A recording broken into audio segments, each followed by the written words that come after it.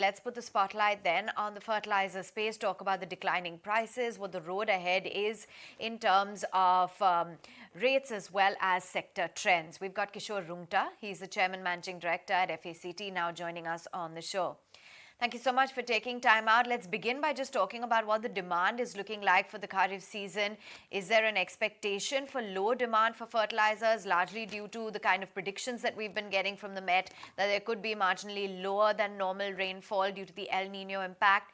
And how could this impact volumes, according to you? Yes. Good morning, ma'am. First of all, thank you very much for giving opportunity. But let me tell you that we are very much optimistic with respect to the demand for the Kharif. And even though there is a prediction that there will be a little shortfall in the rain, but we are anticipating that the demand, what was there in 2022, will continue in 2023 also. Because we are not finding any difficulty for selling our products in the market. So if that's the case, your fertilizer production in the year gone by was around 1.07 million metric ton. What kind of expectations are you penciling in for FY24 with respect to volume growth and production? No, the volume will remain more or less same, because the last year also, if you see all the companies, more or less, they have produced their 100% capacity. And in fact, there was some pressure on import because the prices were going high. But this year, luckily, the prices are coming down. So the ample number of fertilizers are available in the market with respect to DAP, MOP, and NPK. So we are not finding any difficulty as far as the supply is concerned. Happens to your margins, and will you be passing on the benefits of low costs and bring down the prices too?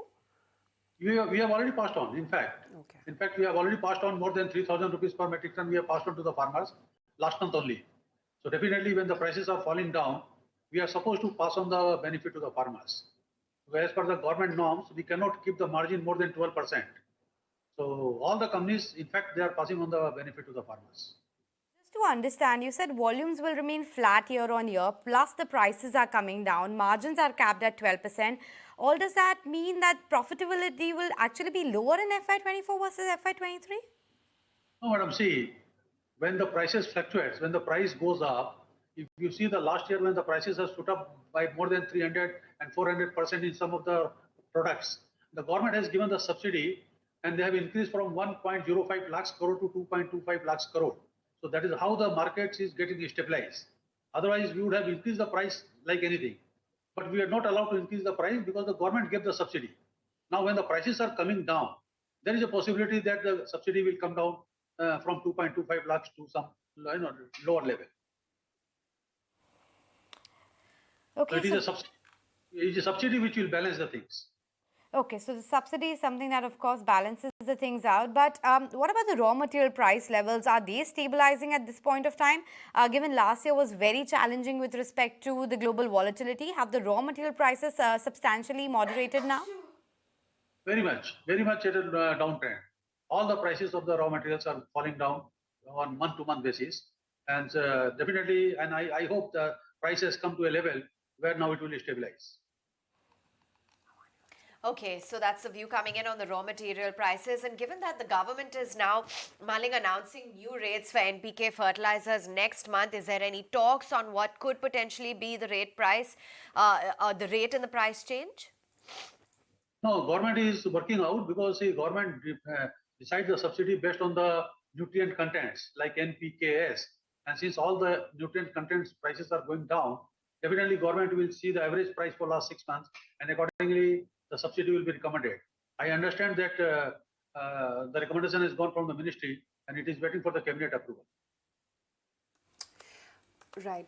Mr. Rungta, if it's possible for you to, give us a guidance, and if really could you spell out numbers as to what growth visibility do you have for the full fiscal, both in terms of realizations and what the margin range could be? For you're talking as an industry as a whole or FACT per se? FACT per se. As far as FACT is concerned, my volume will remain more or less same because I am running the plant with almost 130% capacity utilization. So I don't find any scope to increase further productions at the plant level. But of course, we have a very optimistic plan for the import of fertilizer. And definitely that will give me the 50% increase in the volume as far as my total sales will be concerned. Because last year I have sold almost 1 million ton. This year my projection is 1.5 million tons. So since the prices fertilizers are available in the international market, my company is expecting to import another 5 lakh metric tons fertilizer to be sold in this year. So the volume will go up by almost 40 to 50% this year. Oh, so the volume Okay. is expected to go up by 40 to 50%, but that will be led by imports. Why not increase the capacity then? What's the plan with respect to the capex, at least, the greenfield or the brownfield expansions that you can take? Yeah, very good question. We are going for the greenfield expansion. In fact, we are setting up another plant with 5 lakhs metric tons where we can produce different grades of fertilizers, including DAP. So that is still going on.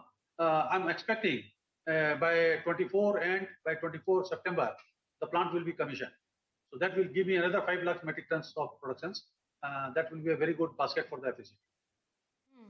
Also wanted to get a sense from you. India is now becoming a hub for manufacturing for a lot of things and fertilizers. You talked about the dependency on imports. Is there a case to be made that overall with the industry capacity coming up, imports can come down and manufacturing as a whole in India can ramp up substantially when it comes to fertilizer sector?